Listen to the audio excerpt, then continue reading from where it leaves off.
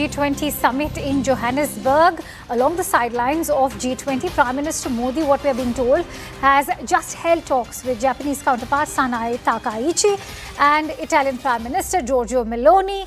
Those two very significant bilaterals happening. Remember, another one took place some hours ago between Prime Minister Modi and his Canadian counterpart Mark Carney.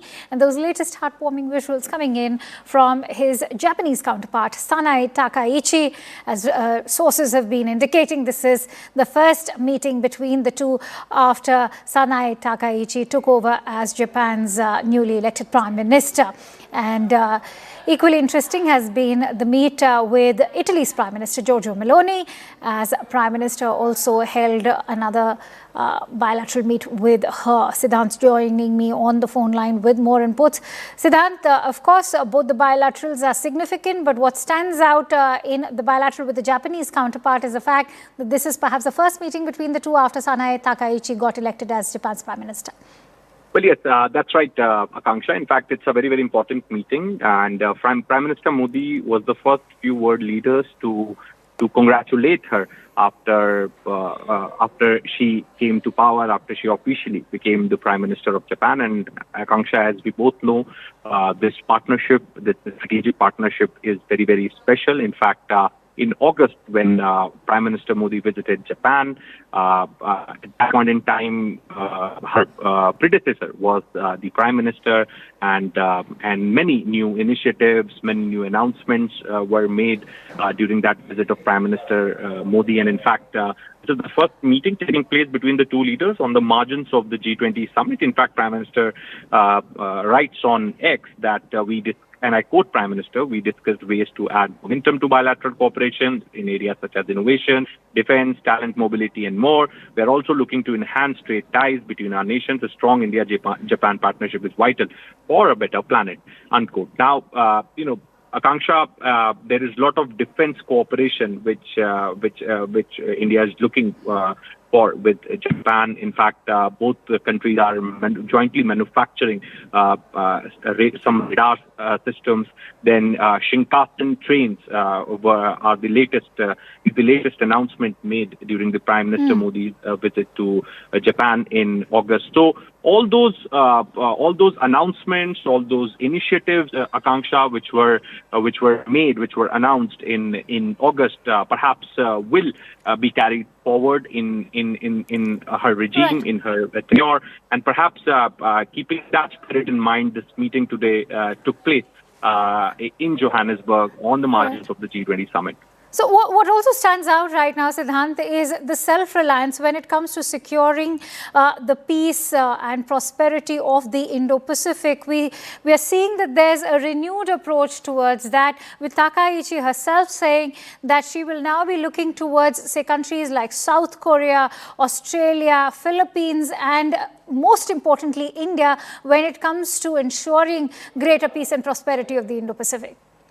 Well, that's right. When it comes to Indo-Pacific also, Akanksha, Japan is a very important partner. Japan is also a member of the Quad grouping. And in fact, yesterday, Australian Prime Minister announced that Quad will not be taking place this year, maybe next year. Depends on the Indian leadership and also the leaders from the other member countries. So Japan plays a very, very significant role when it comes to the entire Indo-Pacific theater. There is a very deep cooperation with Japan in terms of infrastructure, building metros in India, building infrastructure. There was last time around, Akanksha, there was also the announcement to bring more Indians to be working in Japan. This is one domain where India is lagging behind, because there are very few Indians working in Japan. So Japan also needs more Indians to run the economy, and Indians also are looking for more job opportunities abroad. So that is also one domain where both countries are working closely. But as far as Indo-Pacific theater is concerned, Japan plays a very, very significant role. And also, Akanksha, very important to highlight, given the kind of posturing that this new Prime Minister has done, after coming to power, when it comes to South China Sea and on the issue of Taiwan and her growing popularity. on a global level. Right. So that is also something which is very important to highlight since she met Prime Minister Modi today. Right. And I think this is the second world leader she's meeting, second or the third. Right after her becoming the Prime Minister, it was President Trump who visited Japan.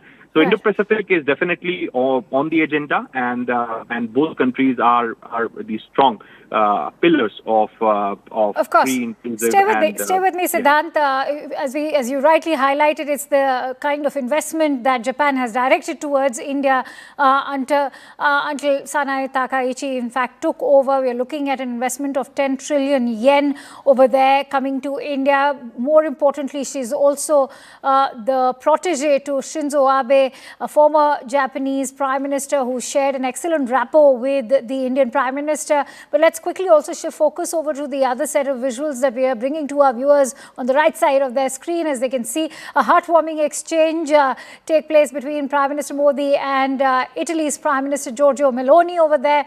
This is, of course, one strengthened bilateral relationship with both of them sharing a mutual admiration for each other. Not much is to be said about the camaraderie that both the Prime Ministers share. Let me take that forward with Siddhant. Siddhant, if you can take us through the agenda of this bilateral meet. Well, that's right. When it comes to camaraderie between Prime Minister Modi and Prime Minister Meloni, Akanksha, then the world knows when they meet at the multilateral events, perhaps they become the headline. Those pictures, those images become the headline. In fact, yesterday also, Giorgio Meloni posted photograph on X, and perhaps the first photograph she posted was with the Prime Minister Modi.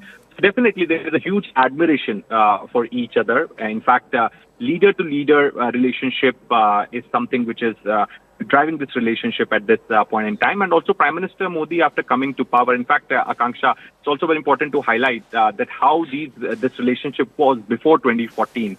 There was, in a way, a diplomatic standoff between the two countries after the marine seafarers incident, if you remember. The relationship got collapsed. It is Prime Minister Modi who got this relationship revived along with Prime Minister Meloni. And now India and Italy have a strong and a growing partnership.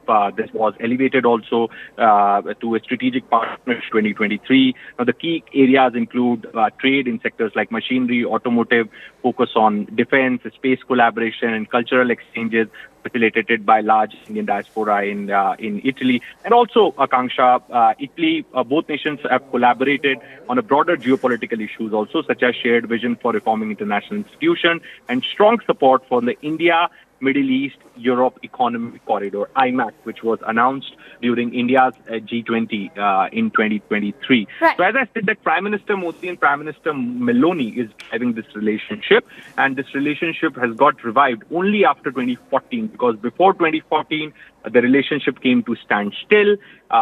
After the marine incident, and it got revived, and now it is flourishing. The relationship now has got elevated to strategic partnership in 2023. IMAC, there are a lot of things to discuss. So this meeting is again very, very important, and also given India's ongoing negotiations with the EU for the trade agreement. Perhaps Italy is also in favor of the trade agreement to be finalized as soon as possible. So in that regard, also, this meeting is very, very important.